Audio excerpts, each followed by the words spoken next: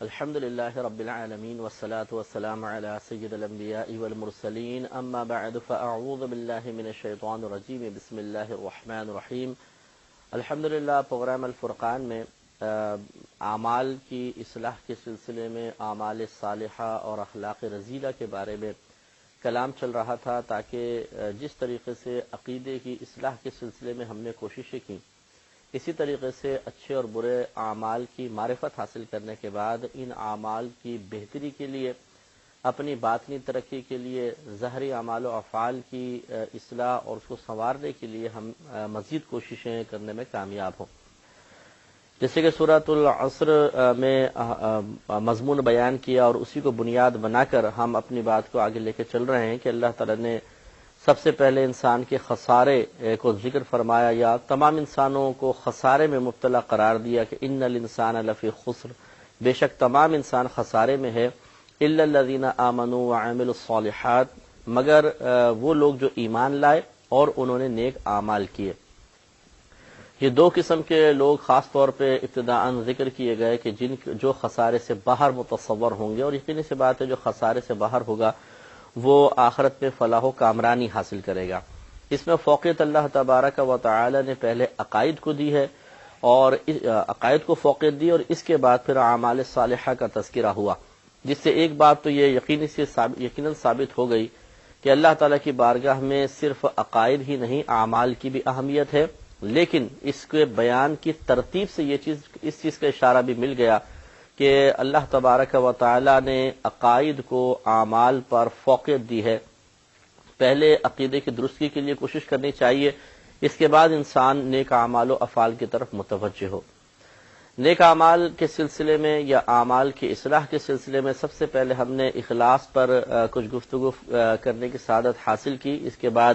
اس کی مخالف چیز یعنی ریاکاری اور سنا کر اپنے عمل کو ضائع کرنا یا اخلاص کے منافی جتنی بھی چیزیں تھیں ان کا ذکر کیا اور علاج کا طریقہ آپ کی خدمت میں پیش کیا۔ اس کے بعد ہم نے توبہ کے موضوع پر گفتگو شروع کی تھی، اور توبہ کے بارے میں توبہ کا مفہوم کیا ہے، توبہ کی شرائط کیا ہیں، کہ گناہ کتنے قسم کے ہوتے ہیں، ان پر کس کس انداز سے توبہ کی جانی چاہیے۔ اس پہ کلام کرنے کے بعد اب جو ہمارا موضوع چل رہا تھا وہ یہ تھا کہ آخر انسان توبہ کیوں نہیں کرتا، جب توبہ کے اتنے فضائل ہیں کہ انسان تائب ہو جانے کے بعد ہر قسم کے صغیرہ کبیرہ، ظاہری باطنی، چھوٹے بڑے، دانستہ نادانستہ، جو مخلوق کے درمیان کیے، جو خلوت میں کیے، ان تمام گناہوں سے نجات پا لیتا ہے، تو آخر وہ کون سی چیز ہے جو اس راہ میں رکاوٹ بن جاتی ہے اور اتنے عظیم عمل کو اختیار نہیں کرنے دیتی۔ اس میں آپ کو یاد ہوگا کہ ہم نے مختلف چیزیں عرض کی تھیں، جن میں سے ایک طول عمل بتائی تھی کہ لمبی زندگی کی امید انسان کو توبہ سے روک دیتی ہے، اور آدمی ٹال مٹول سے کام لیتا ہے کہ چلو ابھی تو بڑی زندگی پڑی ہے، انشاءاللہ کل کر لیں گے، پرسوں کر لیں گے، رمضان سے کر لیں گے۔ اور جیسے عرض کیا تھا کہ بعض لوگ تو بڑھاپے کا انتظار کرتے ہیں کہ بڈھے ہو جائیں گے، پہلے خوب مزے کر لیں، عیش کر لیں، جتنی ہو سکے جوانی میں اللہ تبارک و تعالیٰ کی معاذ اللہ نافرمانی کے مزے لوٹ لیں، اس کے بعد آخر میں اللہ تعالیٰ کو راضی کرنے کے لیے انشاءاللہ مسجد میں پڑ جائیں گے۔ یہ غلط سوچ ہے، غلط تھنکنگ ہے، جس کا اسلامی سوچ سے، اسلامی فکر سے کوئی تعلق نہیں ہے۔ ہمارے اکابرین کی 1500 سالہ تاریخ اس قسم کی فاسد سوچ سے خالی نظر آتی ہے۔ وہ تو عالم جوانی کے اندر خاص طور پر نیک عمل کیا کرتے تھے، یہ سوچ کر کہ بڑھاپے میں جا کے اعضاء کمزور ہو جائیں گے، چاہتے ہوئے بھی انسان کثرت عبادات نہیں کر سکے گا، سخت عبادات نہیں کر سکے گا، تو موقع کو غنیمت جانو۔ جیسے کہ نبی کریم صلی اللہ علیہ وسلم کا خود یہ فرمان موجود ہے کہ بڑھاپے سے پہلے جوانی کو غنیمت جانو، اور اسی میں متصل سرکار نے فرمایا کہ تنگدستی سے پہلے مالداری اور فراخی کو، مصروفیت سے پہلے فراغت کو، بڑھاپے سے پہلے جوانی کو، اور موت سے پہلے زندگی کو غنیمت جانو۔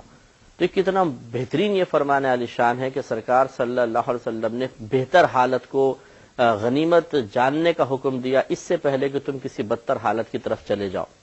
تو اس لیے طول عمل کی ہم نے مذمت عرض کی اور مکمل اس میں سمجھایا کہ اس سبب کو کیسے ختم کیا جائے گا۔ پھر دوسری اس کی وجہ جو بیان کی تھی کہ گناہ کی لذت انسان کو توبہ سے روک دیتی ہے۔ بدنگاہی میں بڑا لطف آتا ہے، گندی سوچ میں جان بوجھ کے برے خیالات کو ذہن میں لانے میں لطف محسوس ہوتا ہے، اور بری عادتیں ہیں، شراب کی عادت ہے، زنا کی عادت ہے، بہت کو گالی بکنے کی عادت ہوتی ہے اور وہ اپنی طبیعت کو، اپنے نفس کو گالی بکنے سے روک نہیں سکتے ہیں۔ تو اس قسم کی گندی اور بری عادات میں گرفتار شخص جب کبھی توبہ کی طرف مائل ہوتا بھی ہے،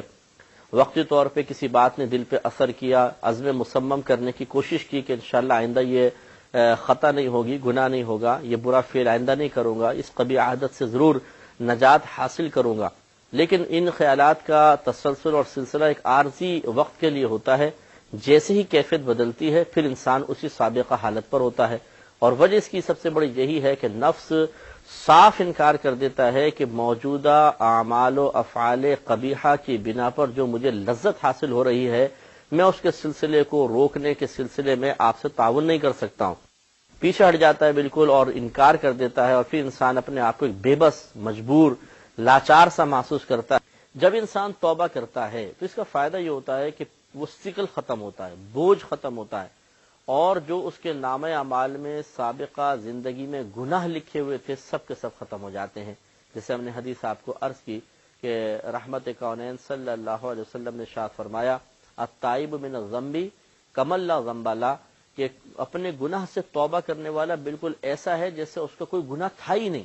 یعنی بالکل ایسا پاک و صاف ہو جاتا ہے جیسے آج ہی ماں کے پیٹ سے پیدا ہوا۔ تو اگر شیطان یہ ہمیں بہکائے کہ کیا فائدہ، تم پہلے بھی تو 10 دفعہ توبہ کر چکے ہو، استقامت تو حاصل ہوتی نہیں، تو کیا فائدہ توبہ کرنے کا، تو آپ اس کو یہ جواب دیں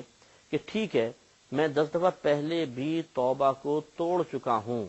لیکن توبہ توڑنے کے بعد اتنا ہی ہے نا کہ میں نے دوبارہ گناہ کر لیا، کم از کم وقتی توبہ سے یہ فائدہ تو ضرور حاصل ہوگا کہ میری زندگی کے سابقہ گناہ تو سارے بخشے جائیں گے۔ اب اگر کوئی گناہ ہوگا تو نیا ہی گناہ ہوگا، اور میرے نام اعمال میں صرف وہ گناہ لکھا جائے گا، پچھلوں کا وبال تو ختم ہو جائے گا۔ اور یہ بھی تو ہو سکتا ہے کہ مجھے دوسرے گناہ کا موقع ہی نہ ملے، اللہ تعالیٰ مجھے اتنی ہمت اور قدرت عطا فرما دے، ایسی روحانی قوت عطا فرما دے کہ میں نفس و شیطان پہ غالب آ جاؤں۔ اور یہ بھی تو ہو سکتا ہے کہ متصلاً موت آ جائے، توبہ کرنے کے بعد اگر فوراً موت آ جائے تو پھر کون سا گناہ، پچھلے گناہوں سے نجات مل گئی اور اگلے گناہ کا موقع نہ مل سکا، تو توبہ کرنے میں فائدہ ہے۔ اس کو آپ یوں بھی سمجھ سکتے ہیں، صرف سمجھانے کے لیے آپ کو عرض کر رہا ہوں کہ جیسے ایک مزدور ہو، اس کے سر پہ 5 اینٹیں ہوں بہت بھاری قسم کی، تو یہ اس کا سیٹ اس کو 5 اینٹیں بھاری اینٹوں کو دیکھ کر بولے کہ یہ بیچارہ بڑے وزن میں، تو اس کو بلایا اور کہے یہ 5 اتارو، تم صرف یہ والی اینٹ اٹھا لو، اور وہ یہ کہے کہ کیا فائدہ، جب یہ اٹھانی ہے تو ان 5 کو اتارنے کیا فائدہ، یہ چھٹی بھی رکھ دو۔ تو یہ بیوقوفی کی بات ہے نا، کہ اگر چھٹی آ بھی رہی ہے تو کم از کم جب خود آفر مل رہی ہے کہ 5 کو اتار کے سائڈ میں رکھ دو، تو اس کو تو کم از کم اتار دے۔ اب اگر اٹھائے گا تو ایک اینٹ اٹھائے گا، اس کا بوجھ اٹھانا آسان ہے یا ان 6 کا اٹھانا آسان ہے؟ تو یہ سمجھ لیجئے کہ جب ہم توبہ کرتے ہیں پچھلے سارے گناہ بخشے گئے۔ آپ کہتے ہیں توبہ کرنے کا کیا فائدہ، پھر گناہ ہو جائے گا، جیسے پہلے میں توبہ توڑ چکا ہوں، تو اس کا یہ ایک اور آ جائے تو جیسے وہی کہ 5 اینٹیں پہلے ہی تھی، چھٹی بھی رکھ دو بھائی سر پہ، یہ تو اور وزن بڑھ جائے گا۔ تو اس بات کو سمجھنا چاہیے کہ توبہ سے کبھی بھی انسان غافل نہ ہو۔ کوئی بات نہیں، اگر تقاضائے بشریت کے تحت پھر گناہ ہوں گے تو نئے ہوں گے۔ صرف مثال کے طور پہ اگر پہلے ہم نے 1 لاکھ گناہ کیے تھے پہلے، اور آئندہ زندگی کے اندر مثال کے طور پہ ہم نے 100 گناہ کیے، اگر توبہ نہ کرتے تو 1,01,100 گناہ ہوتے، لیکن توبہ کرنے کا فائدہ ہوا کہ 1 لاکھ تو بخشے گئے، اب کتنے رہ گئے؟ صرف 100 گناہ۔ تو لازم سی بات ہے جتنے گناہ ہوں گے اتنا آخرت کا وبال بڑھے گا۔ تو پچھلے گناہوں کا اگر کفارہ ہو جائے، پچھلے گناہ نامہ اعمال سے نکل جائیں، تو ان کا ثقل بھی گیا، بوجھ گیا، ان کی بے برکتی دور ہو گئی، اور ان پر جو اللہ تعالیٰ کی طرف سے عذاب مرتب ہونے والا تھا اس سے انسان نے نجات پا لی۔ تو اس لیے توبہ کرنے میں کیا نقصان ہے بتائیے؟ کوئی جیب سے تو پیسے نہیں جا رہے، کوئی نقصان تو نہیں ہو رہا، کوئی تکلیف تو نہیں ہو رہی، کوئی اذیت تو نہیں ہو رہی، بس شرائط ہی پوری کرنی ہے نا، کہ جو سابقہ زندگی میں گناہ کیے سوچ بچار کر کے انسان اس میں اپنی قباحت کو، اپنی غلطی کو، اپنی کوتاہی کو محسوس کرتے ہوئے نادم و شرمندہ ہو، دل میں پختہ ارادہ کر لے کہ آئندہ یہ گناہ کبھی بھی نہیں کروں گا، اور وہ ارادہ صرف اللہ کے خوف کی وجہ سے ہو۔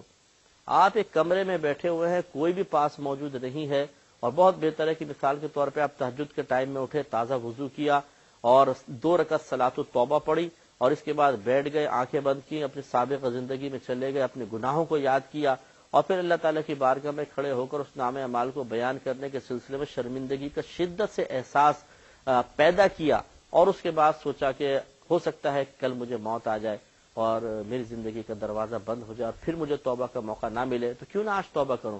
اور اسی ٹائم بیٹھے بیٹھے ارادہ کیا اللہ تعالیٰ تو اس سے میں بالکل، چاہے وعدہ کر لیں، وعدہ نہیں کرتے تو یوں ارادہ کر لیں کہ اللہ تعالیٰ آئندہ میں کبھی کوئی گناہ نہیں کروں گا، وہ جو فلاں فلاں فلاں گناہ میں کبھی نہیں کروں گا، اور یہ صرف میں تیرے خوف کی وجہ سے کر رہا ہوں۔ ایک مصلی پہ بیٹھ کے سوچیں گے اور سارا نام اعمال گناہوں سے پاک و صاف ہو جائے گا۔ سلسلہ کلام جاری رہے گا انشاءاللہ عز و جل اگلے پروگرام میں۔ وآخر دعوانا ان الحمدللہ رب العالمین۔